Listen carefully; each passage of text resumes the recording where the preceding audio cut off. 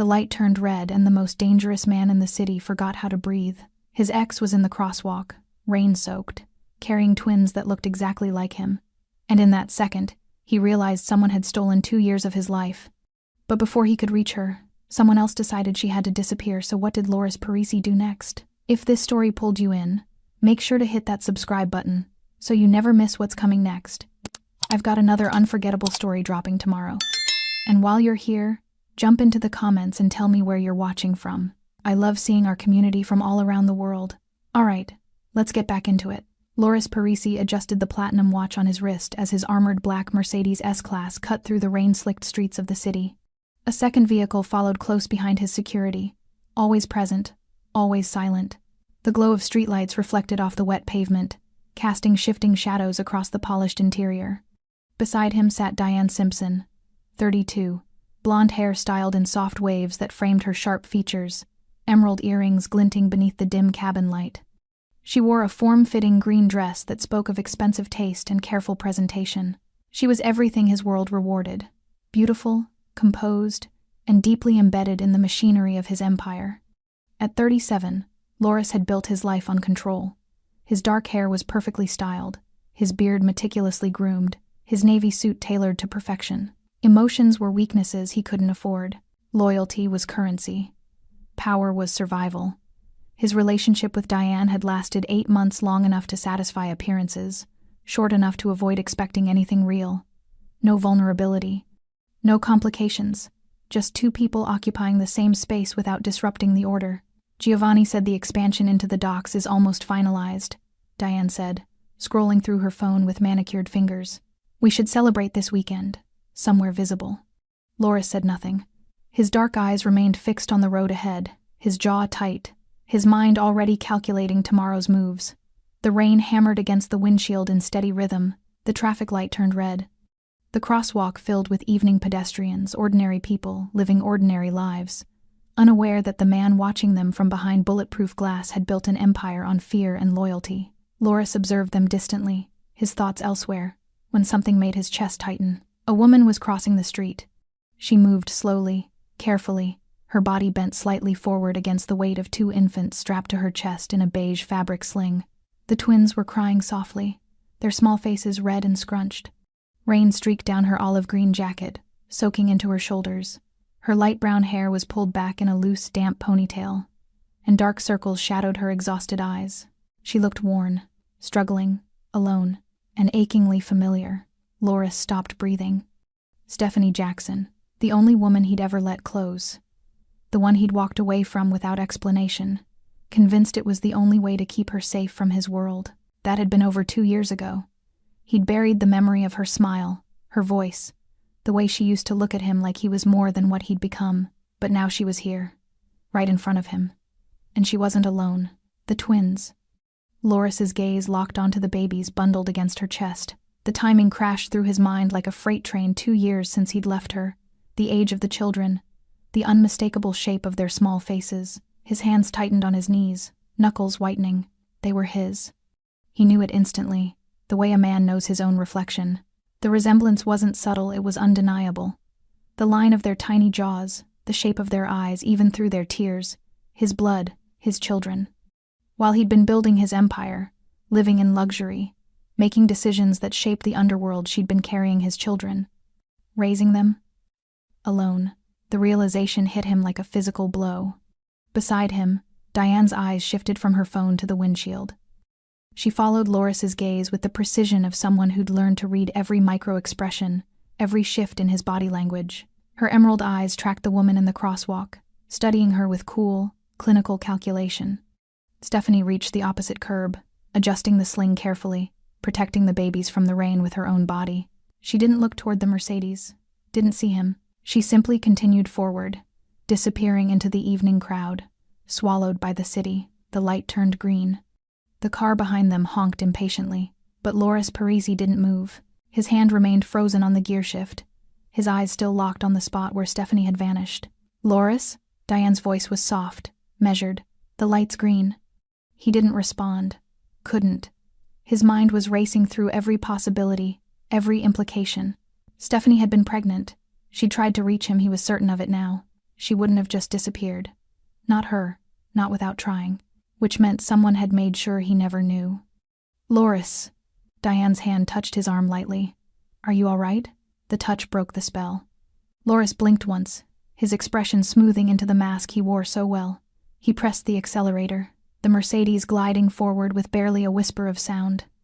"I'm fine," he said, his voice flat, controlled. But he wasn't fine. Everything he'd built his life on: control, order, calculated distance, had just shattered in the space of a red light. The woman he'd abandoned to protect was struggling to survive.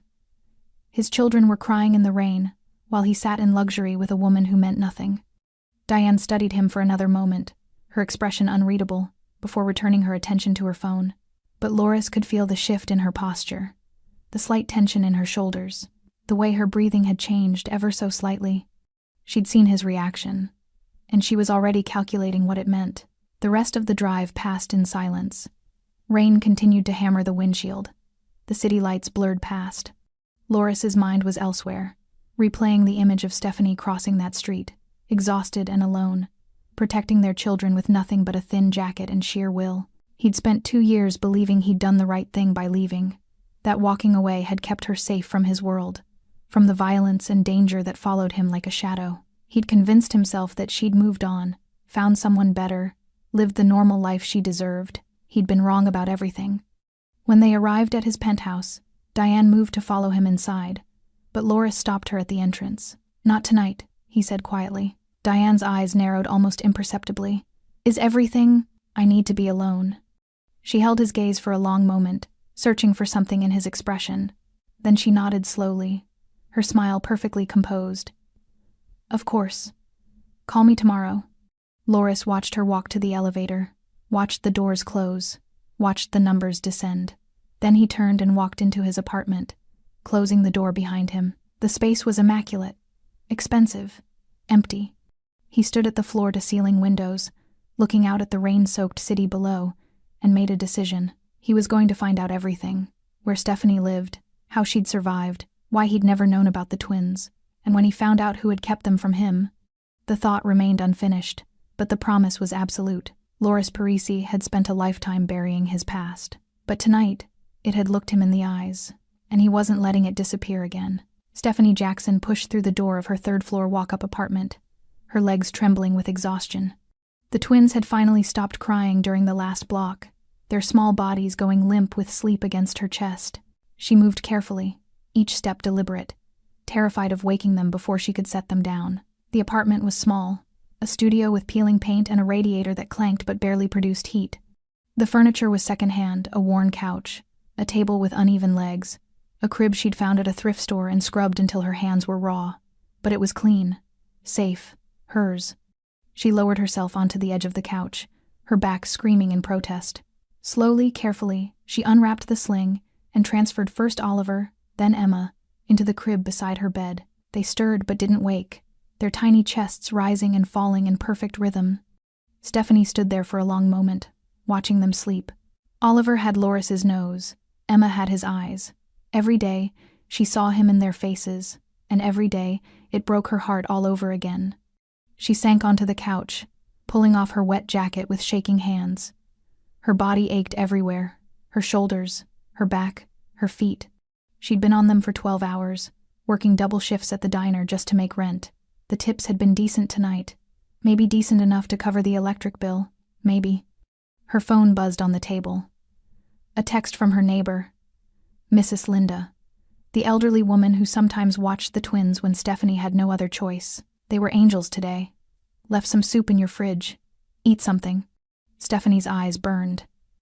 She typed back a thank you, her fingers clumsy with fatigue, then set the phone down and pressed her palms against her face. She was so tired, not just physically, tired in a way that went deeper than sleep could fix.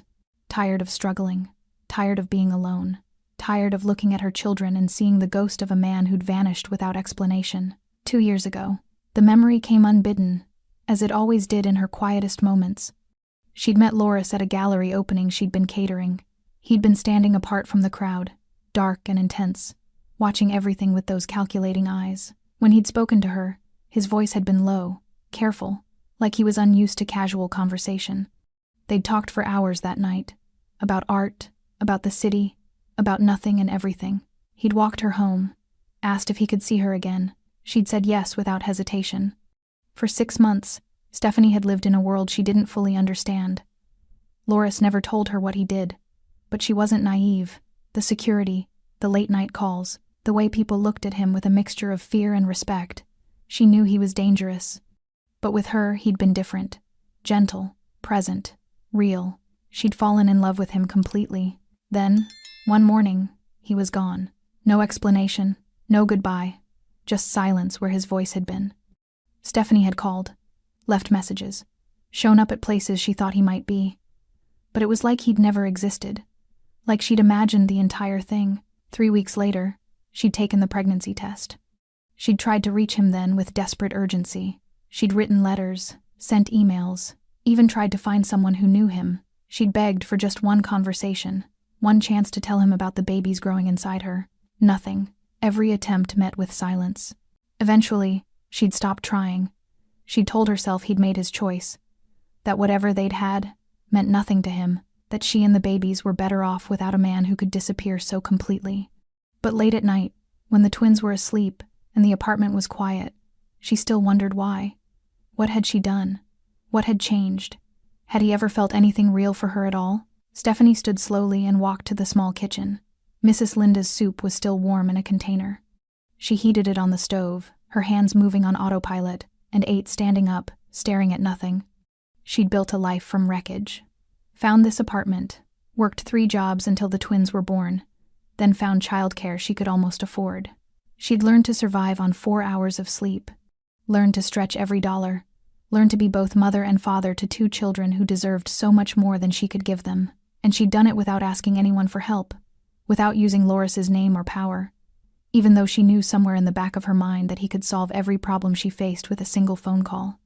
She'd chosen pride over safety, dignity over comfort. Some days, she regretted that choice.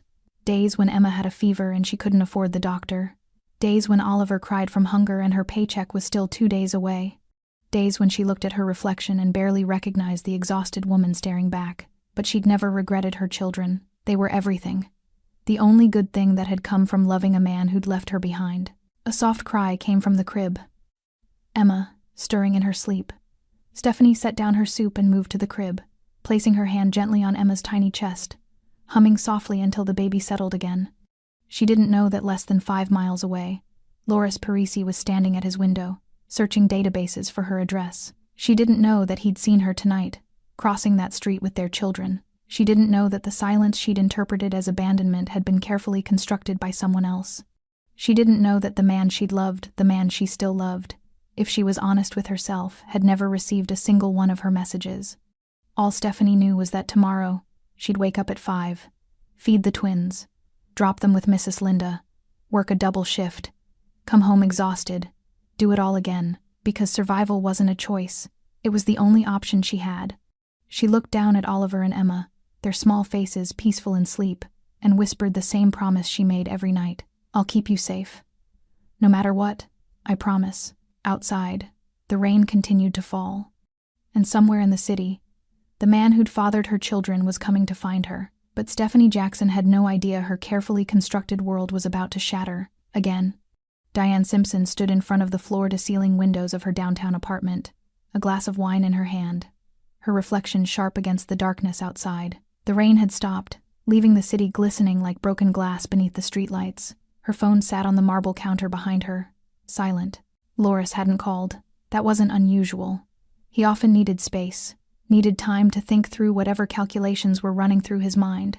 But tonight felt different. Tonight, something had shifted in that car, and Diane had felt the ground beneath her carefully constructed world begin to crack. She took a slow sip of wine, her mind replaying the moment at the red light, the way Loris had frozen, the way his entire body had gone rigid. His breathing had changed, his focus had narrowed to a single point. She'd followed his gaze and seen her exhausted woman in a cheap jacket, struggling with 2 crying babies in the rain.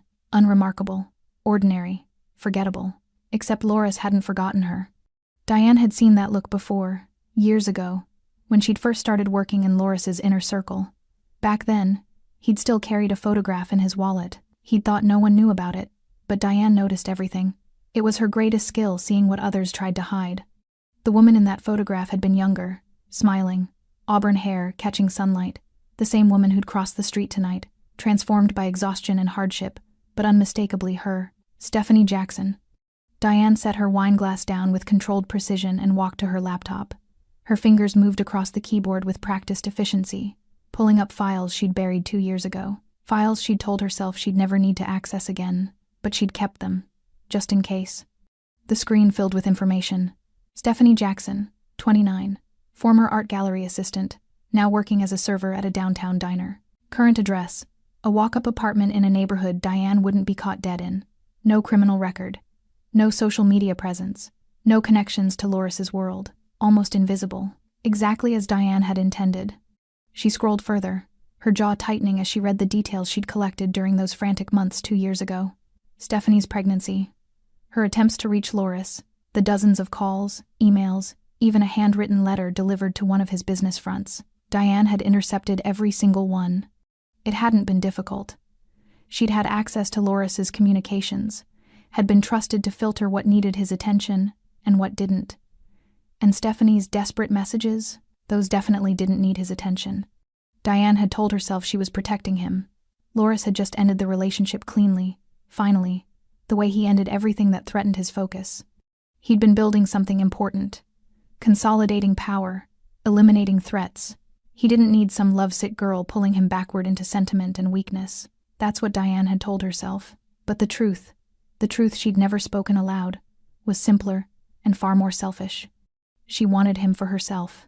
She'd been in love with Loris Parisi since the day she'd started working for him. Loved his intelligence, his control, his absolute command of everything around him. She'd watched him from a distance for months, studying him, learning him, positioning herself as indispensable. And when he'd ended things with Stephanie, Diane had seen her opportunity. She'd made sure Stephanie's messages never reached him. Made sure every attempt at contact vanished into silence. She'd even paid off a receptionist to turn Stephanie away when she'd shown up in person, desperate and 3 months pregnant. Then Diane had stepped into the empty space at Loris's side, patient, careful, never demanding, never emotional, just present. Exactly what his world required. It had worked perfectly, until tonight. Diane's hands trembled slightly as she closed the laptop. She pressed them flat against the cool marble counter, forcing her breathing to steady. Those babies changed everything. Loris was calculating, controlled, emotionless about most things. But children? His children? That was different. That would crack through every wall he'd built. She'd seen it in his face tonight, the recognition, the realization, the immediate shift from cold detachment to something she'd never seen in him before, purpose. Diane had spent 8 months building a relationship with a man who treated her like a pleasant accessory, who took her to dinners and functions, who slept beside her but never really let her in. She'd accepted it because she believed, eventually, she could make him love her. That time and proximity would transform obligation into something real, but in one moment, at one red light, she'd seen the truth. Loris Parisi was capable of love. Deep, consuming, world-shattering love. He just didn't love her. He loved the woman struggling in the rain. The woman Diane had erased, and now he knew about his children. Diane picked up her phone, her thumb hovering over Loris's contact. She could call him, pretend ignorance, ask about dinner tomorrow, maintain the illusion of normalcy. But she knew Loris. He was already investigating, already pulling information. By morning, he'd know where Stephanie lived, what she did, every detail of her life. And then what? Would he discard Diane like she'd never mattered? Replace her with the woman he'd actually wanted all along? The woman who'd given him children? No. Diane set the phone down and walked to her bedroom, opening the closet with deliberate calm. In the back, behind designer dresses and expensive shoes, was a locked box. She retrieved it and sat on the edge of her bed, opening it with a small key she kept on her keychain. Inside were business cards, contacts she'd made over the years working in Loris's world, people who operated in the shadows, people who could solve problems that couldn't be handled through conventional means. One card in particular caught her eye. She'd received it 6 months ago from a representative of the Kovalenko Syndicate, a rival organization that had been trying to find weaknesses in Loris's empire for years. They'd approached her at a charity gala, subtle and careful, offering her a way out if she ever needed it. She'd kept the card, told herself it was just insurance, Diane stared at the embossed number, her heart pounding. This was insane. Dangerous. If Loris ever found out she'd contacted his enemies, but what choice did she have? If Stephanie disappeared, if something happened that made reconciliation impossible, Loris would have no choice but to move forward, to accept what couldn't be changed, to stay with Diane because the alternative was gone. It would be tragic, unfortunate, but final, and Diane would be there to comfort him through his loss. Her hands shook as she picked up her personal phone, not the one Loris had access to, but the burner she kept for private matters. She dialed the number on the card, her breath shallow. It rang 3 times before a voice answered. "Yes?" "I have information," Diane said softly, her voice steady despite the terror coursing through her. "About Loris Parisi. About a vulnerability." There was a pause. Then, "We're listening." Diane closed her eyes and spoke the words that would set everything in motion. "He has children, twins, and the woman raising them has no protection." Loris Parisi hadn't slept. He sat in his home office. The city sprawled beneath him through the windows, dawn breaking over the skyline in shades of gold and gray. His desk was covered with files, photographs, documents, every piece of information his people had gathered through the night. And there, in the center of it all, was the truth he'd been denying for hours. The twins were his. Oliver Elijah Jackson, Emma Rose Jackson, born February 14th, 2 years ago.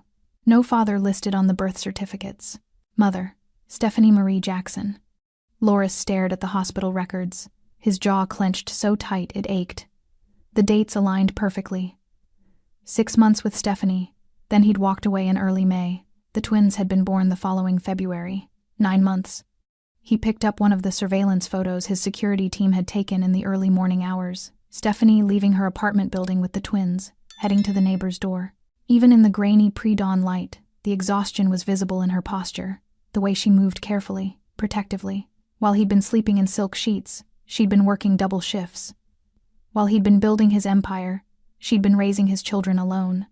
While he'd been sitting in that car with Diane, Stephanie had been crossing the street in the rain with babies crying against her chest. His babies. Loris's hand curled into a fist on the desk. He'd told himself leaving her had been the right choice, that his world was too dangerous, too violent, too consuming for someone like Stephanie, that she deserved normal, safe, a life without looking over her shoulder. But she'd been pregnant, and she'd tried to reach him. He was certain of it now. Stephanie wasn't the type to simply vanish. She would have tried to tell him, would have fought to make contact, which meant someone had stopped her. His mind went immediately to the protocols in place around his communications, the people who had access, the filters designed to protect him from distractions and threats. Diane. The realization settled over him like ice water. Diane had been his assistant back then, before she'd become more. She'd handled his messages, screened his calls, managed his schedule. She'd been efficient, loyal, indispensable. She'd also been in love with him. He'd known it even then, but had told himself it didn't matter, that she was professional enough to separate her feelings from her work. He'd been wrong. Loris stood abruptly, walking to the window. His reflection stared back at him, a man who'd built his power on information and control, now realizing he'd been blind to the manipulation happening right beside him. How many messages had Diane buried? How many times had Stephanie called while he was in meetings, only to be told he was unavailable? How many attempts had been erased before they ever reached him? His phone buzzed. A text from his head of security. Romano. Confirmed. Subject's work schedule attached. 2 locations. Diner and late-night cleaning service. No security, no protection. Vulnerable. Loris's jaw tightened further. Stephanie was working herself to exhaustion in dangerous neighborhoods, carrying his children through the city without protection, completely exposed. Because of him. Because he'd left. Because he'd been too arrogant to verify she was safe, too trusting of the people around him. Another text came through, this one from Diane. "Good morning. Breakfast later? We should talk about last night." Loris stared at the message, his thumb hovering over the screen. Part of him wanted to confront her immediately, demand answers, make her admit what she'd done. But that would be impulsive, emotional, and emotions in his world got people killed. He needed to be smart, strategic. He typed back, "Busy today, tomorrow." Her response came quickly, "Of course, miss you." Loris set the phone down, disgust twisting in his chest. Every touch, every conversation, every moment with Diane had been built on a foundation of lies, She hadn't just kept information from him, she'd actively destroyed his chance to know his children were being born. She'd stolen 2 years from him. His phone rang. "Romano, talk to me," Loris answered. "The woman leaves for work in 30 minutes. Takes the twins to a neighbor. Walks 4 blocks to the bus stop. Completely exposed. No awareness of surveillance. She doesn't know she needs to be aware," Loris said quietly. "Want us to approach? Offer protection?" "No." Loris's mind was already calculating. "Not yet. I need to understand the full situation first. But keep eyes on her. Close range. If anyone looks at her wrong, you intervene. Understood?" "Understood, boss." Loris ended the call and returned to his desk. He pulled up another file, Diane's communications records from 2 years ago. He'd need his tech specialist to dig deeper, but even the surface-level data showed gaps. Deleted emails, call logs that didn't quite align, evidence of manipulation. He should have seen it. Should have questioned why Stephanie never tried to reach him after their relationship ended. Should have trusted his instincts instead of accepting the convenient narrative that she'd simply moved on. But he'd been so focused on consolidating power, eliminating threats, building something unshakable. He'd told himself that cutting emotional attachments was necessary, strategic. Now he understood the cost of that strategy. Loris picked up another photograph, this one showing Stephanie with the twins at a small playground. She was smiling, pushing Oliver on a swing while Emma laughed in a stroller. It was the first time he'd seen her smile in any of the surveillance photos. She looked like the woman he'd fallen in love with. Before he'd broken her, before he'd left her to struggle alone, his children deserved better than what they had. They deserved safety, security, a future without struggle. And Stephanie deserved the truth. Deserved to know he hadn't abandoned her by choice. Deserved to know someone had made that choice for him. But first, he needed to secure their safety. Because if Diane had been willing to manipulate him, to erase Stephanie from his life, what else was she capable of? Loris pulled out a secure phone and dialed a number he rarely used. It rang twice before a woman answered. "I need background on someone," he said. "Deep background. Financial records, communications, associations. Everything. Name? Diane Simpson." There was a brief pause. "Your girlfriend?" "Not anymore," Loris said coldly. "And I need it by tonight." He ended the call and stood, straightening his suit jacket. He had meetings to attend, business to conduct, an empire to run, but for the first time in years, none of it mattered as much as the woman and children 4 miles away. His family, Loris Parisi, had built his life on control. Now he was going to take it back, and anyone who'd stood between him and his children was going to learn what happened when you stole from a man who had nothing left to lose. Stephanie wiped down the last table in the diner's corner booth, her lower back screaming in protest. The lunch rush had been brutal, a packed house of business people on tight schedules, all demanding fast service and leaving mediocre tips. Her feet throbbed in her worn sneakers, and she still had 4 hours left on her shift. "Table 6 needs refills," called Marcus, the other server, rushing past with plates balanced on both arms. Stephanie nodded, grabbing the coffee pot and forcing her legs to move. Smile, pour. Ask if they need anything else.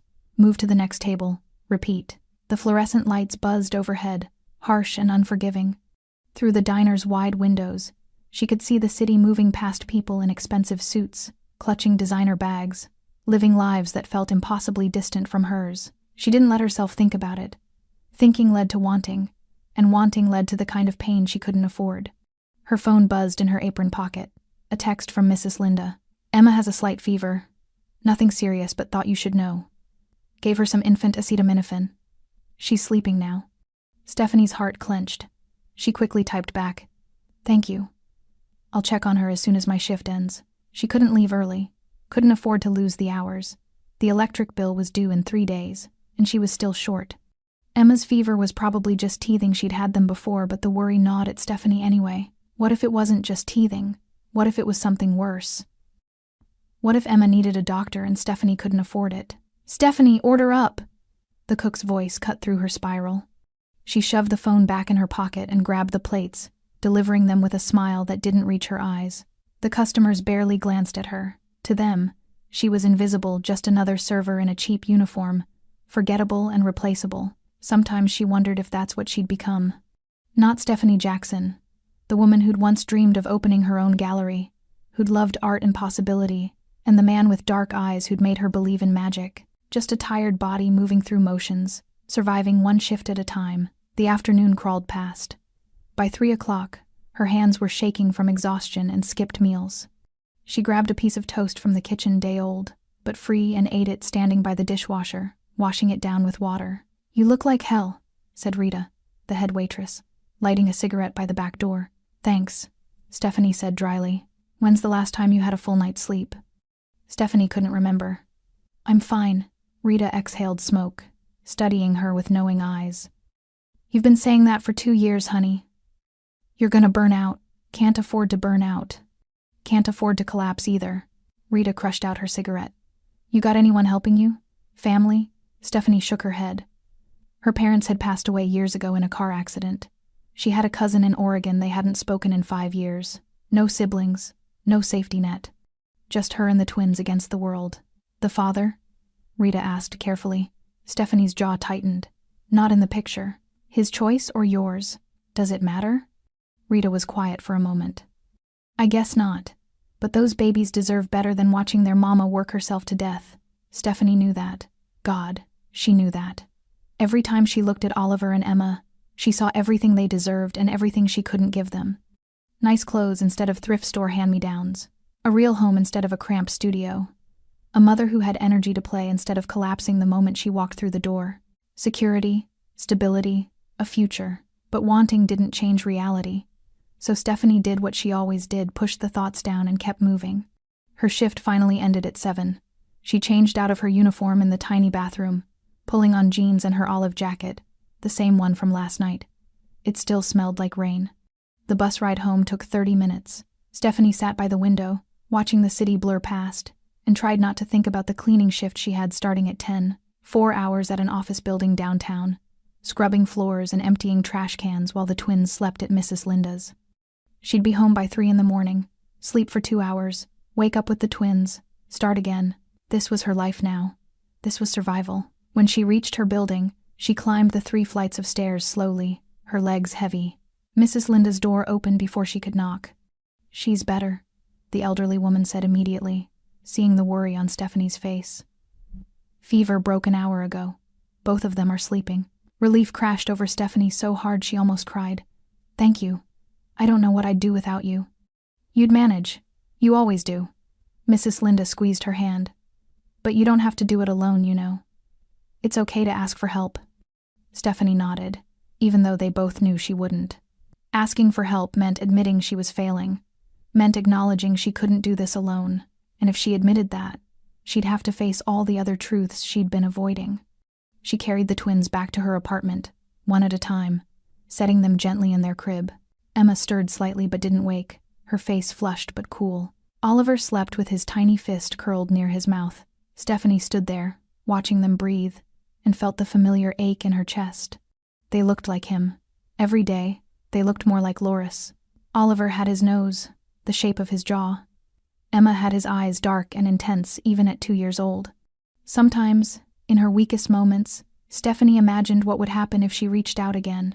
If she found a way past whatever wall had kept him from her and told him about his children. Would he care? Would he want them? Or would he look at her the way that stranger had the first time she'd shown up at his office with pity and dismissal, like she was just another problem to be handled? She couldn't risk it. Couldn't risk her children being rejected by the man whose blood ran through their veins. Better they never know him than know he didn't want them. Stephanie changed into her cleaning uniform, moving quietly so she wouldn't wake the twins. She had 20 minutes before she needed to leave for her night shift. She made herself a cup of instant coffee, staring at nothing, when something made her glance toward the window. A black SUV was parked across the street. She'd noticed it yesterday too, in a different spot. Probably nothing. Coincidence, but a chill ran down her spine anyway. Stephanie pulled the curtain closed and told herself she was being paranoid. She had no idea that the man in that vehicle was there to protect her, or that the danger heading her way had been set in motion by someone who'd smiled to her face. Diane Simpson sat in a private booth at an upscale restaurant downtown, her fingers wrapped around a martini glass. Across from her sat a man in an expensive charcoal suit, tall, blonde, with cold blue eyes that assessed everything like a predator calculating odds. Alexei Kovalenko. Second in command of the Kovalenko syndicate, Loris's most dangerous rival. "You're taking a significant risk meeting me here," Alexei said, his accent slight but distinct.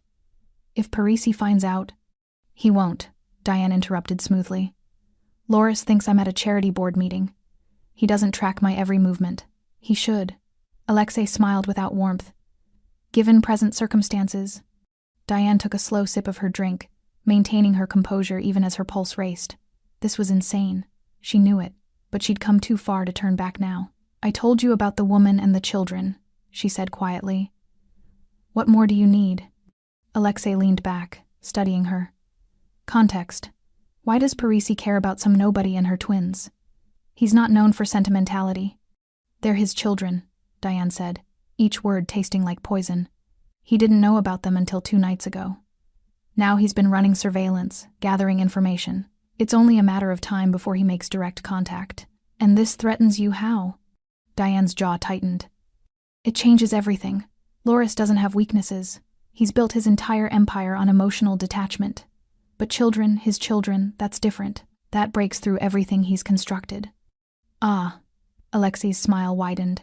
You're afraid he'll choose them over you. I'm not afraid, Diane lied. I'm being practical. Loris with a ready-made family becomes unpredictable, sentimental, vulnerable. That's bad for business. Bad for everyone in his organization, including you. Including everyone, Diane insisted. The woman Stephanie Jackson, she's a liability. She has no security awareness, no understanding of Loris's world. She's been raising those children in poverty, completely exposed. Anyone could use her to get to him. Anyone like us, Alexei said pointedly. Diane met his gaze. Yes, there was a long silence. Across the restaurant, a pianist played something soft and forgettable. Diane forced herself to breathe normally, to show no fear. What exactly are you proposing? Alexei asked finally. The woman is vulnerable. She works 2 jobs, leaves the children with an elderly neighbor, walks through bad neighborhoods alone. If something were to happen, if she disappeared, it would be tragic, but it would eliminate the complication. You want us to kill her. I want the problem solved, Diane said carefully. How you solve it is your business. Alexei laughed a sharp, dangerous sound. And you think Parisi would just accept this? That he wouldn't burn the entire city down looking for whoever took his children's mother? He'd grieve. He'd investigate. But without the woman, there's no emotional center. The children are too young to remember her. Eventually, Loris would move forward. He always does. And I'd be there to help him through it. The words sounded hollow even to her own ears. But Diane had committed now. Had crossed a line she couldn't uncross. You're colder than I expected, Alexei said, something almost like respect in his voice. Most people who love someone can't stomach this level of calculation. I'm a realist, Diane said, and I'm offering you an opportunity. Remove Stephanie Jackson, and you remove Loris's greatest weakness before he can protect it. You'll have leverage, information, a way to destabilize the most powerful man in the city. Alexei was quiet for a long moment, his fingers drumming on the table. Then he pulled out his phone and typed something quickly. I'll need details, he said. Her schedule, her routes, the neighbor's routine, everything. Diane's heart hammered. This was it. The point of no return. She pulled a flash drive from her purse and slid it across the table. It's all there. Her work schedule, home address, the times she's most vulnerable. The twins' routine. Alexei took the drive, examining it briefly before pocketing it. And if this goes wrong? If Parisi traces it back to you? He won't, Diane said with more confidence than she felt. I've been careful. There's no connection between us. No communication trail. This meeting never happened. For your sake, I hope you're right. Alexei stood, buttoning his suit jacket. We'll handle this within the week. After that, you never contact us again. Understood? Diane nodded, her throat tight. She watched him walk away, disappearing into the restaurant's evening crowd, and felt the full weight of what she'd just done settle over her. She'd just ordered the death of an innocent woman, a mother, someone whose only crime was loving the same man Diane loved and having his children. Her hands trembled as she reached for her martini glass. She drained it in one long swallow, the alcohol burning down her throat. This was necessary, she told herself. Stephanie was a complication, a threat to everything Diane had built. Loris would be hurt, yes, but he'd survive. He always survived, and eventually, he'd come back to Diane because she'd be the only constant in his shattered world. That's what she told herself. But beneath the justifications and rationalizations, A small voice whispered the truth she didn't want to acknowledge. She was destroying an innocent woman out of jealousy and fear. And if Loris ever found out when he found out, there would be no forgiveness. Diane paid her bill and left the restaurant, stepping out into the cool evening air. Her phone buzzed. A text from Loris. Change of plans. Need to see you tonight. My place. 8 p.m. Her blood ran cold. Did he know? Had he found something? No. Impossible. She'd been too careful. Diane typed back. Of course. See you then. She had 2 hours to compose herself. 2 hours to become the woman Loris expected, calm, supportive, unshakable. 2 hours to bury what she'd just done so deep that nothing could unearth it. Across the city, in a small studio apartment, Stephanie Jackson tucked her twins into their crib, completely unaware that she'd just been marked for death. She kissed Oliver's forehead, then Emma's, and whispered the same promise she made every night. I'll keep you safe, no matter what.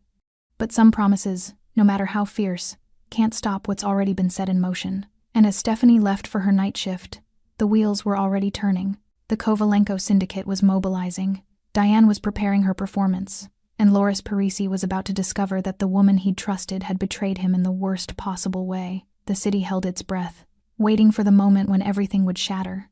Loris Parisi stood in his penthouse, staring at the document on his desk. His tech specialist had delivered it 2 hours ago, a complete digital forensic report on Diane Simpson's communications from the past 2 years. Every deleted email, every blocked call, every intercepted message. All of it from Stephanie. The evidence was irrefutable. Diane had systematically erased every attempt Stephanie had made to reach him. Phone calls marked as spam. Emails redirected to a hidden folder and deleted. Even a handwritten letter that had been signed for at his office but never reached his desk. Stephanie had tried. God, she'd tried so hard. And Diane had made sure he never knew. Loris's jaw clenched as he read through the timestamps. Messages sent in desperation. Voicemails left at 3 a.m, Stephanie's voice breaking as she begged him to call her back, to just talk to her for 5 minutes. Loris, please. I need to tell you something important. Please just call me back. It's been 3 weeks. I don't understand what happened. Did I do something wrong? Please just talk to me. I'm pregnant, Loris, I'm pregnant. Please, I need you to know. Please call me. That last message had been left 4 months before the twins were born. 4 months when he could have been there, could have protected her, could have made sure she had everything she needed. Instead, Diane had deleted it within an hour of receipt. Loris's hands curled into fists on the desk. The rage that filled him was cold, controlled, absolute. This wasn't the hot anger of impulse. This was the calculated fury of a man who'd been betrayed by someone he'd trusted with access to his entire life. His phone buzzed. Romano. Boss. We have a situation. Loris's blood went cold. Talk to me. Our surveillance picked up activity around the Jackson woman's location. Kovalenko syndicate. 4 men. Armed. Coordinating positions. They're planning to move on her tonight. When? Best guess? Within the hour. She just left for her night shift. The twins are with the neighbor. Loris was already moving, grabbing his jacket, his gun. Pull every available asset. I want them intercepted before they get within a block of that building. Already mobilizing. But boss, there's more. Loris paused at the door. What? We traced the information leak. The Kovalenkos knew her schedule, her routine, everything. Someone gave them a complete dossier. Who? There was a brief hesitation. Diane Simpson. We have phone records. She met with Alexei Kovalenko this afternoon. Handed him a flash drive with all the intel. The world stopped. Loris had suspected Diane's manipulation, had known she'd hidden Stephanie from him. But this was something else entirely. This was attempted murder. Where is Diane now? His voice was deadly calm. On her way to your penthouse. ETA 10 minutes. Let her come. Loris's mind was already calculating, planning, executing. Send half our people to protect Stephanie and the twins. The other half, I want at the neighbor's building. If the Kovalenkos get past us, I want a second line of defense around my children. No one gets close. Understood? Understood, boss. And Romano, when you intercept the Kovalenko team, no survivors. I want a message sent that anyone who touches my family dies screaming. With pleasure. Loris ended the call and stood in his living room, waiting. His gun rested in the holster beneath his jacket. Every muscle in his body was coiled, ready. Diane had crossed a line that couldn't be uncrossed. She hadn't just manipulated him, she'd put his children's mother in mortal danger. had conspired with his enemies, had tried to erase the only woman he'd ever loved. For that, there was only one response. The elevator chimed. Diane stepped into the penthouse, elegant in a navy dress, her smile perfectly composed. "Loris, I came as soon as—" She stopped, saw his face, saw the cold rage in his eyes. "What's wrong?" she asked carefully. "Sit down, Loris." "Sit down." Something in his voice made her obey. She lowered herself onto the couch, her hands folded in her lap, her expression shifting from confusion to wariness. Loris walked to his desk and picked up the forensic report. He dropped it on the coffee table in front of her. "Read it." Diane's eyes flicked to the document, her face paling as she recognized what it was. "Loris, I can explain. You intercepted every message Stephanie sent me. Every call, every letter. For 2 years, you made sure I never knew she was trying to reach me, that she was pregnant, that my children existed. I was protecting you," Diane said quickly, desperately. "She was a distraction. You were building something important, consolidating power. You don't get to decide what I need." His voice was ice. "You stole 2 years of my children's lives from me. 2 years when their mother was struggling alone because you were too selfish to let me make my own choices." "I love you," Diane whispered, tears forming in her eyes. "Everything I did because I love you." "Love?" Loris's laugh was bitter. "You don't know what that word means. Because if you did, you never would have done what you did this afternoon." Diane froze. "What are you talking about?" "Alexei Kovalenko. The restaurant downtown. The flash drive containing every detail of Stephanie's life, handed over so they could eliminate her." The color drained completely from Diane's face. "How did you—" "I know everything, Diane. I always do eventually." Loris leaned forward, his eyes boring into hers. "You didn't just betray me. You conspired to murder the mother of my children. You put my family in danger to satisfy your own jealousy. They were going to take her away from you." Diane's composure cracked, desperation flooding through. "She was going to destroy everything we built together. I was trying to save us." "There is no us. There never was." Loris straightened. "There was only you, clinging to a man who never loved you, willing to destroy innocent lives to keep something you never actually had." Diane stood, reaching for him. "Loris, please." He stepped back, his hand moving to his gun. "Not drawing it, just a reminder. If anything happens to Stephanie or my children, if one hair on their heads is harmed because of what you've done, there is nowhere on this earth you'll be able to hide from me." "I made a mistake," Diane sobbed. "I'll fix it. I'll call them off. It's already handled." Loris pulled out his phone and made a call. "Send them up." 2 of his security team entered the penthouse. Large men, expressionless, loyal. "Take her," Loris said quietly. "Strip her of all access, all accounts, all protection. She's no longer under my umbrella. Make sure everyone knows." Diane's eyes widened in horror. "Loris, you can't without your protection. The Kovalenkos will kill me for failing." "I know." The 2 words hung in the air like a death sentence. "Please," Diane whispered as the men took her arms. "Please, Loris. I'm sorry. I'm so sorry." He turned away, walking to the window, his back to her. "You should have thought of that before you touched my family." Diane's sobs echoed through the penthouse as she was escorted to the elevator. The doors closed. Silence fell. Loris stood alone, staring out at the city, and made a call. "Romano. Status. Kovalenko team intercepted. 4 down. Stephanie Jackson is secure and unaware. Twins are safe. No breaches." "Good." Loris exhaled slowly. "I'm going to her. Now?" "Now."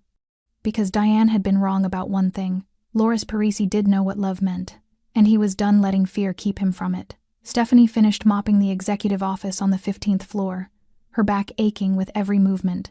The cleaning crew had split up an hour ago, each taking different floors of the downtown office building. She preferred working alone anyway. Less conversation meant more time to think, or not think, depending on what her exhausted mind could handle. She checked her phone. 1:47 a.m. Another hour, and she'd be done. Could head home, catch maybe 2 hours of sleep before the twins woke up. The building was eerily quiet at night, just the hum of HVAC systems and the occasional distant sound of traffic.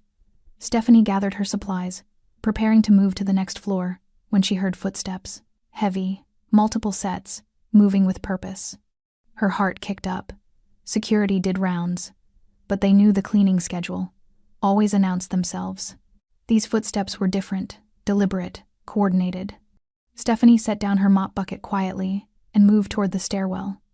Maybe she was being paranoid. Maybe it was just... The elevator chimed. 3 men stepped out. Not security uniforms, dark clothes, harder faces, moving like predators. One of them saw her. "There," he said in accented English. Stephanie ran. She burst through the stairwell door, her worn sneakers slapping against concrete as she flew down the stairs. Behind her, the door slammed open, footsteps thundering in pursuit. Her mind raced. They were here for her. Somehow, she knew it. This wasn't random. This was targeted. She hit the 10th floor landing and kept going, her lungs burning, her legs screaming. She had to get out, had to get to somewhere public, somewhere with cameras, with witnesses. A hand grabbed her arm. Stephanie screamed, twisting violently. Her elbow connected with something solid and she heard a grunt of pain. She wrenched free and stumbled forward, but there were more of them, coming up from below, cutting off her escape. She was trapped. "Please," she gasped, backing against the wall. "Please, I don't have anything. I don't." "Shut up," one of them said, pulling out a phone. "We have her." Stephanie's vision blurred with terror. She thought of Oliver and Emma, asleep at Mrs. Linda's, and the promise she made every night, "I'll keep you safe." She'd failed. Whatever this was, whoever these men were, she'd failed to protect her children. The stairwell door above them exploded open. Loris Parisi appeared like something out of a nightmare, his gun drawn, his face a mask of cold fury. Behind him, 4 of his men spread out with military precision. "Step away from her," Loris said quietly. The men holding Stephanie hesitated. One of them recognized Loris and went pale. "Parisi, we didn't know." I said, "Step away." They released her immediately. Stephanie slumped against the wall, her legs unable to hold her weight, staring at the man she hadn't seen in over 2 years. He looked exactly the same, and completely different. The Loris she'd known had been intense but gentle with her. This man was carved from ice and violence. "Romano," Loris said without taking his eyes off the Kovalenko men. "Get her out of here." A large man moved forward, his hands raised non-threateningly. "Miss Jackson, please come with me. You're safe now." Stephanie couldn't move, couldn't process. Loris was here. Loris had saved her. "Loris, the twins," she whispered. "Oliver and Emma are safe," Loris said, his voice softening just slightly. "I have people protecting them. No one will touch them. You know about..." "I know everything." His eyes finally met hers. "And I'm sorry. For all of it. But right now, I need you to go with Romano. Please, Stephanie." The sound of her name on his lips after so long broke something inside her. She nodded numbly and let Romano guide her toward the stairs. As they moved past Loris, one of the Kovalenko men shifted, his hand moving toward his jacket. Everything happened at once. Loris saw the movement and pushed Stephanie behind him. The man pulled his gun. Loris fired first, his shot echoing like thunder in the confined space, but the man had already pulled his trigger. The bullet caught Loris in the shoulder, spinning him back. He stayed on his feet, his gun still trained, and fired twice more. The man went down. "Loris!" Stephanie screamed. Blood bloomed across his white shirt, spreading quickly. He swayed but remained standing, his gun moving to cover the other 2 men. "Don't," he said coldly. They raised their hands, terror written across their faces. Romano had his weapon drawn, his team moving to secure the threats. "Boss, you're hit." "I'm fine." Loris's voice was strained but controlled. "Get them out of here. All of them. Clean this up. You need a hospital." I said, "I'm fine." Loris looked at Stephanie, his face pale but his eyes fierce. "Get her to safety. That's an order." Stephanie found her voice. "I'm not leaving you like this. You don't have a choice." Loris stumbled slightly, catching himself against the wall. "Your children need you alive. Go." Romano didn't wait for further argument. He swept Stephanie toward the stairs, his team efficiently handling the situation behind them. She looked back once and saw Loris being supported by one of his men, blood staining his suit, his eyes never leaving her until she disappeared from view. Romano led her to an armored SUV waiting outside. The pre-dawn air was cold against her face. She was shaking, shock setting in. "Where are we going?" she managed. "Safe house first, then to your children." Romano's voice was professional but not unkind. Boss's orders. You and the twins are under full protection now. Is he, will he? He'll be fine.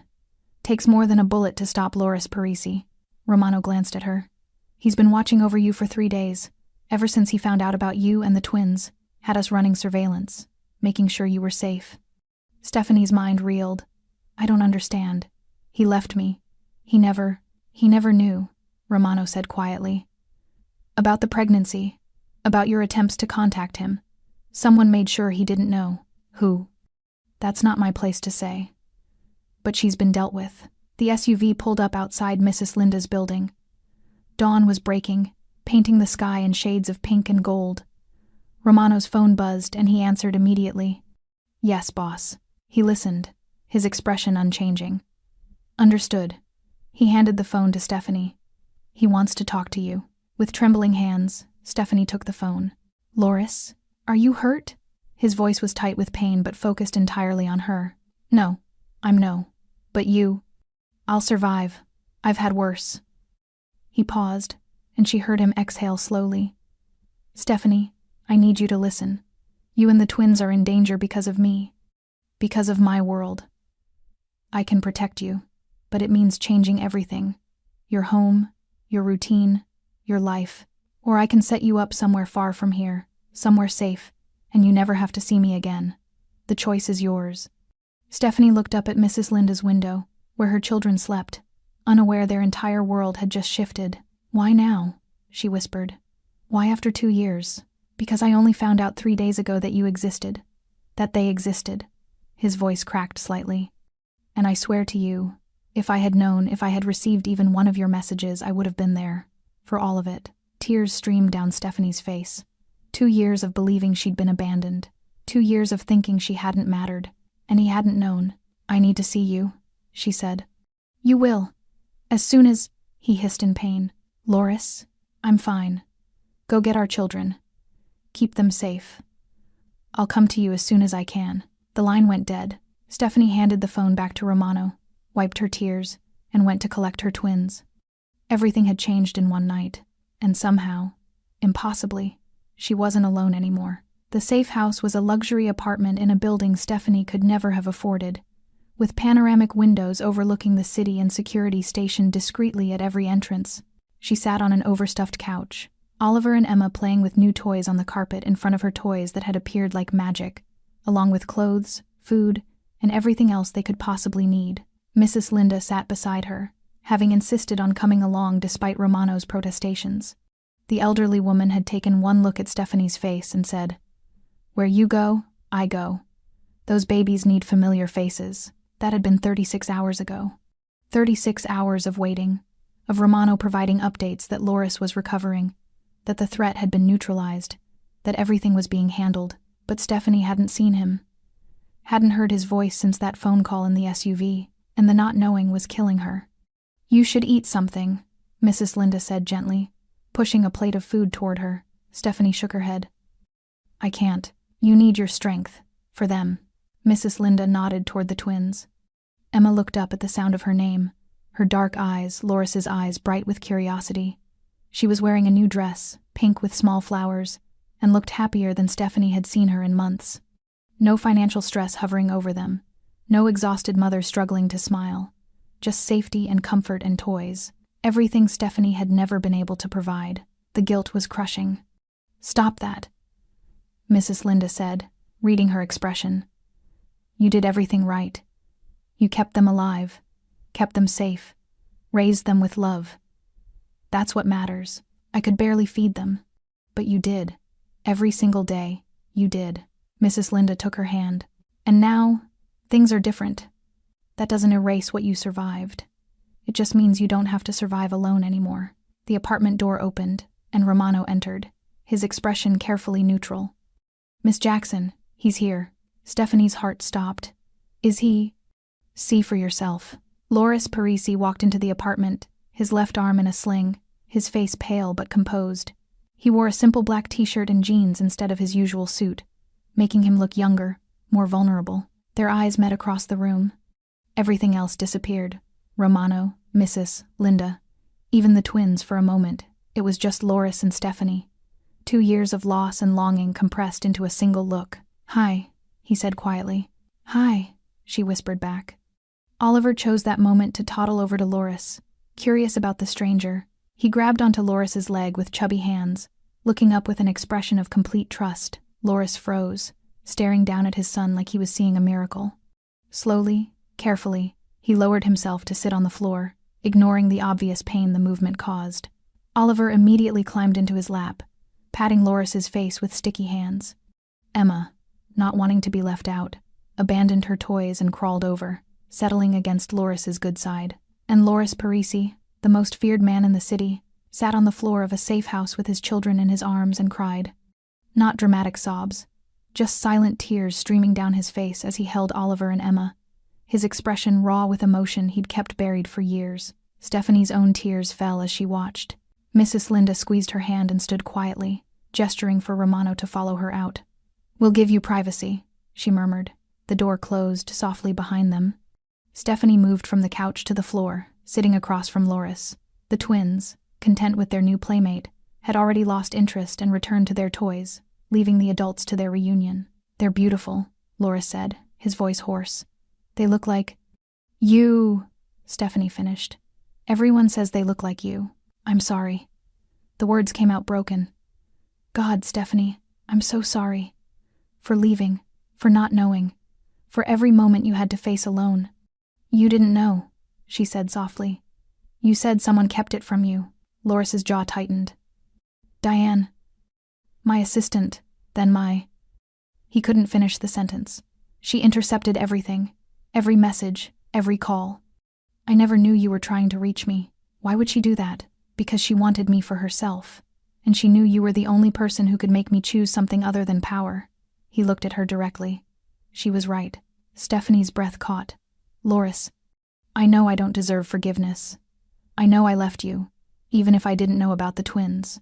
I convinced myself walking away was protecting you from my world. I was wrong, and you paid the price for my cowardice. You saved my life last night.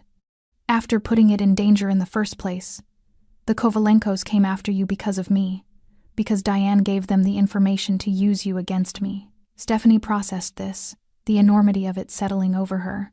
"What happened to her? She's no longer under my protection. In my world, that's a death sentence." His expression hardened. "She made her choice when she tried to have you killed, and the men who came after me, dead. All of them. The Kovalenkos have been sent a message my family is untouchable." His family. The words hung between them, heavy with implication. "I don't know how to do this," Stephanie admitted. "I don't know your world, Loris. I don't know how to be—" She gestured helplessly around the apartment. "This. I was barely surviving as a waitress. Now I'm in a luxury apartment with armed guards and— I know." He shifted carefully, his shoulder clearly causing him pain. "And I'm not asking you to dive into my world completely. I'm asking if I can be part of yours. Part of theirs." He nodded toward the twins. "I've missed 2 years. I can't get those back. But maybe I don't have to miss anything else. Just like that?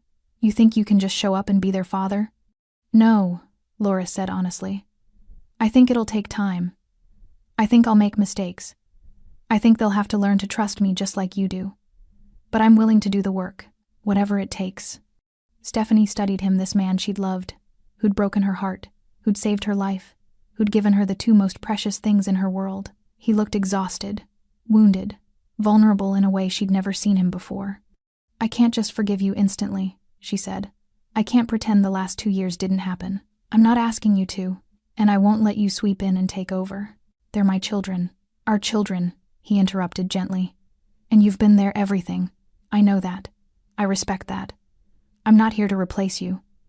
I'm here to support you." Emma chose that moment to crawl back over, pulling herself up using Loris's good arm. She babbled something incomprehensible and offered him a toy, a small stuffed bear. Loris took it with such reverence. You'd think she'd handed him something priceless. "Thank you, Emma." At the sound of her name from his lips, Emma smiled a bright, toothy grin that transformed her face, and Stephanie felt something inside her chest crack open. This was real. Loris was here, holding their daughter's toy like it was treasure, looking at their children like they were his entire world. "Okay," she whispered. Loris's eyes snapped to hers. Okay, you can try. You can be part of their lives. part of our lives, but slowly, on my terms. And if you hurt them, I won't, he said fiercely. I swear to you, Stephanie. I will spend the rest of my life making up for the time I lost, for the pain I caused, for everything. She nodded, not trusting her voice. They sat there on the floor, their children playing between them, and for the first time in 2 years, Stephanie felt something she'd almost forgotten: hope. Morning light filtered through the windows of a house Stephanie never imagined. She'd live in a renovated brownstone in a quiet neighborhood, far enough from downtown to feel safe but close enough to everything the twins might need. A real home, with a backyard where Oliver and Emma could play, with bedrooms and space and security that didn't announce itself but was always present. Stephanie stood at the kitchen counter, making breakfast, still adjusting to the reality that she didn't have to work today, or tomorrow, or ever again, if she chose not to. Loris had set up accounts, established trust funds for the twins, ensured she'd never have to worry about money again. But she'd kept her job at the diner, part-time now, just enough to maintain her sense of independence, her connection to the life she'd built alone. Loris had understood without her having to explain. That was new, being understood. The back door opened, and Loris came inside, carrying Emma on his good side while Oliver toddled behind him, both children covered in dirt from the garden. His arm was out of the sling now, though she knew he still felt the injury. We planted tomatoes, he announced, setting Emma down carefully. Or attempted to. Mostly we just made a mess. Emma ran to Stephanie, her hands muddy, chattering excitedly in the language only 2-year-olds understood. Stephanie scooped her up despite the dirt, kissing her forehead. Bath time for both of you, she said. I'll handle it, Loris offered. Stephanie hesitated, then nodded. This was still hard, sharing the responsibility she'd carried alone for so long, trusting someone else with her children's care. But Loris had been patient, had proven himself day after day, showing up even when it was difficult, learning their routines, their preferences, their little personalities. He'd been there for Emma's fever last week, staying up all night while Stephanie slept, monitoring her temperature and calling the doctor without being asked. He'd been there when Oliver had a nightmare, letting the toddler fall asleep on his chest while he worked through documents one-handed. He'd been there for the ordinary moments too: breakfast, playtime, bedtime stories read in his deep voice that made both twins settle immediately. He was becoming their father. Not all at once, but piece by piece, day by day, and Stephanie was learning to let him. She heard splashing and laughter from upstairs. Bath time was apparently going well. She finished setting the table, then walked to the living room, where photographs she'd printed sat in new frames. Pictures of the twins as newborns that Loris had never seen. Their first smiles, first steps, every milestone he'd missed. He'd looked through them all with quiet devastation, memorizing faces and moments he could never get back. But he was here for the new moments. That had to count for something. Her phone buzzed. Mrs. Linda, checking in as she did every few days. How are my babies? Stephanie smiled and typed back. Happy. Covered in dirt. Exactly as babies should be. And their father? Stephanie paused, considering her answer. Then, he's trying, really trying. And their mother? Another pause. Learning to trust again. Good. You all deserve happiness. Upstairs, she heard Loris's deep voice singing something off-key, followed by the twins' delighted laughter. The sound pulled at something deep in her chest. Romano appeared in the doorway. He was always somewhere nearby, part of the security detail that now surrounded their lives. Miss Jackson, someone's here to see you. Stephanie frowned. Who? Says her name is Patricia Morrison. Claims she worked with you at the gallery. The name hit Stephanie like a shock. Patricia had been her manager before everything fell apart, before Loris, before the twins. They'd lost touch completely. Show her in, Stephanie said hesitantly. Patricia appeared moments later, older than Stephanie remembered but smiling warmly. I've been trying to find you for months. You completely disappeared. I had my reasons. I can imagine. Patricia looked around the beautiful home, clearly putting pieces together. I heard you had twins. Congratulations. Thank you. I'm actually here with an offer. The gallery is reopening under new management. We're looking for a curator for the contemporary collection. I immediately thought of you. Patricia pulled out a card. I know it's been a while, but you had a real eye, Stephanie. A real passion. I'd hate to see that go to waste. Stephanie took the card, her heart hammering. Art. Her dream. the one she'd buried under survival and exhaustion and single motherhood, the thing she'd loved before everything became about just getting through each day. "I have children now," she said carefully. "I can't." "The position is flexible, part-time if needed. We're not looking for someone to work 60-hour weeks. We're looking for someone who loves art and can help others love it too." Patricia smiled. "Think about it. No pressure, but the offer stands." After Patricia left, Stephanie stood holding the business card, feeling the weight of possibility. Loris came downstairs carrying a clean, pajama-clad Emma, while Oliver trailed behind in matching dinosaur pajamas. "Who was that?" "Someone from my old life," Stephanie said softly, "offering me a piece of my dream back." He set Emma down and moved closer. "Tell me." She did about the gallery, the curator position, her love of art that she'd set aside because survival took precedence over dreams. "You should do it," Loris said immediately. "It's not that simple." "It is that simple. You have support now. Mrs. Linda adores the twins. I'm here. Romano and his team can handle security during gallery hours. You don't have to choose between being a mother and being yourself anymore." Stephanie's eyes stung. "You make it sound easy." "It won't be easy, but it's possible now. That's the difference." He cupped her face gently. "I can't give you back the years you lost, but I can make sure you don't lose anything else because of circumstances. You deserve your dreams, Stephanie. Let me help you reach them." She leaned into his touch, this man who'd broken her heart and was now painstakingly putting it back together, piece by piece. "Okay," she whispered. "Okay.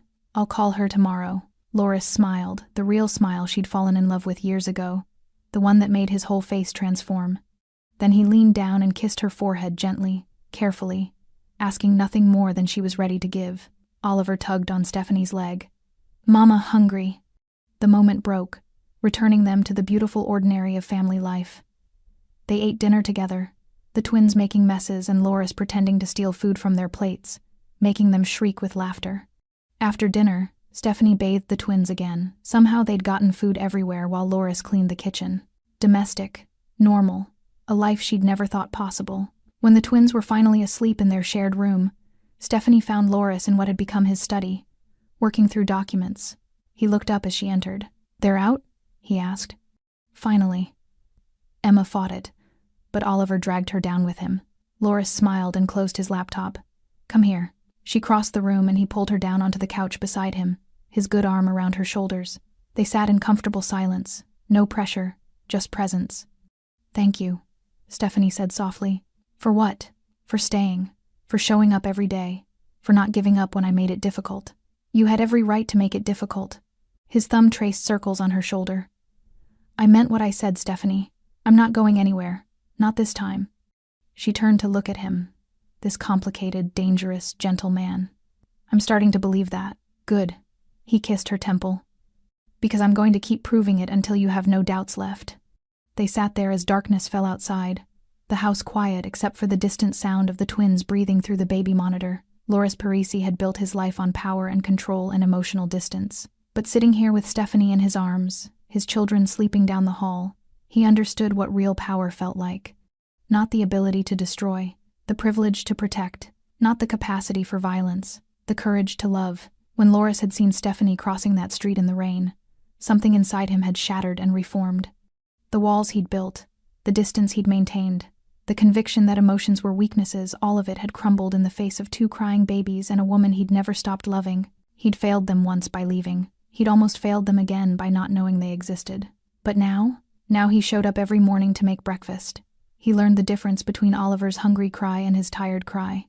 He memorized Emma's favorite stuffed animal and Oliver's preferred bedtime story. He supported Stephanie's dreams while building new dreams of his own, not empires of fear, but a family built on trust. It wasn't perfect. There were hard conversations ahead, about his world and the dangers that came with it, about the past and the future and everything in between. But they were facing it together now, and that made all the difference. Outside, the city continued its endless motion. Deals were made, territories shifted, power changed hands. Loris's empire still existed, still operated, but he'd learned to separate that world from this one. This one, the house with toys scattered across the floor and children's laughter echoing through the halls, and a woman who'd survived everything he'd unknowingly put her through. This was what mattered. This was what he'd protect with everything he had. Because when Loris Parisi finally saw his past crossing the street in the rain, crying babies in her arms and exhaustion in her eyes, he didn't look away again. He never would. Thanks for staying with this story right till the final moment. You're the reason these stories come alive. If you're ready for another powerful journey, just tap the next video on your screen, and before you go, leave a quick comment and rate this story from 1 to 10. I'm excited to see your thoughts and connect with you down there. Morning light filtered through the windows of a house Stephanie never imagined. She'd live in a renovated brownstone in a quiet neighborhood, far enough from downtown to feel safe but close enough to everything the twins might need. A real home, with a backyard where Oliver and Emma could play, with bedrooms and space and security that didn't announce itself but was always present. Stephanie stood at the kitchen counter, making breakfast, still adjusting to the reality that she didn't have to work today, or tomorrow, or ever again, if she chose not to. Loris had set up accounts, established trust funds for the twins, ensured she'd never have to worry about money again. But she'd kept her job at the diner. Part-time now, just enough to maintain her sense of independence, her connection to the life she'd built alone. Loris had understood without her having to explain. That was new, being understood. The back door opened and Loris came inside, carrying Emma on his good side while Oliver toddled behind him, both children covered in dirt from the garden. His arm was out of the sling now, though she knew he still felt the injury. "We planted tomatoes," he announced, setting Emma down carefully. "Or attempted to. Mostly we just made a mess." Emma ran to Stephanie, her hands muddy, chattering excitedly in the language only 2-year-olds understood. Stephanie scooped her up despite the dirt, kissing her forehead. "Bath time for both of you," she said. "I'll handle it," Loris offered. Stephanie hesitated, then nodded. This was still hard, sharing the responsibility she'd carried alone for so long, trusting someone else with her children's care. But Loris had been patient, had proven himself day after day, showing up even when it was difficult, learning their routines, their preferences, their little personalities. He'd been there for Emma's fever last week, staying up all night while Stephanie slept, monitoring her temperature and calling the doctor without being asked. He'd been there when Oliver had a nightmare, letting the toddler fall asleep on his chest while he worked through documents one-handed. He'd been there for the ordinary moments, too. Breakfast, playtime, bedtime, stories read in his deep voice that made both twins settle immediately. He was becoming their father.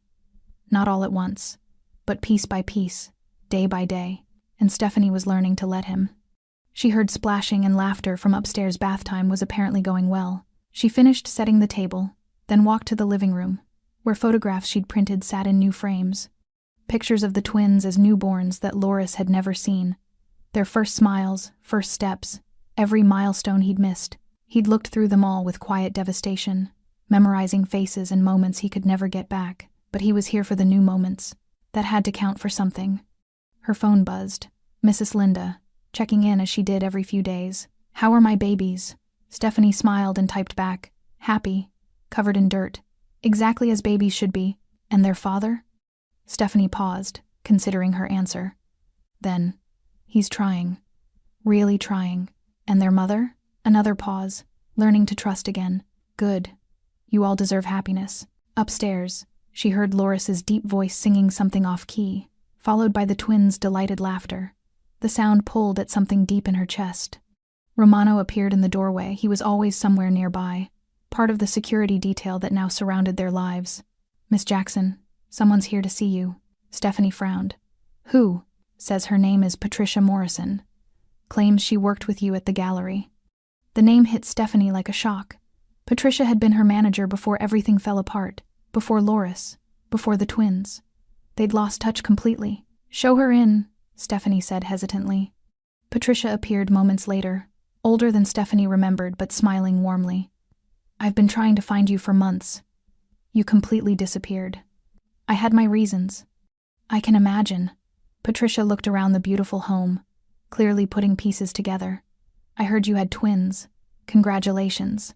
"Thank you. I'm actually here with an offer. The gallery is reopening under new management.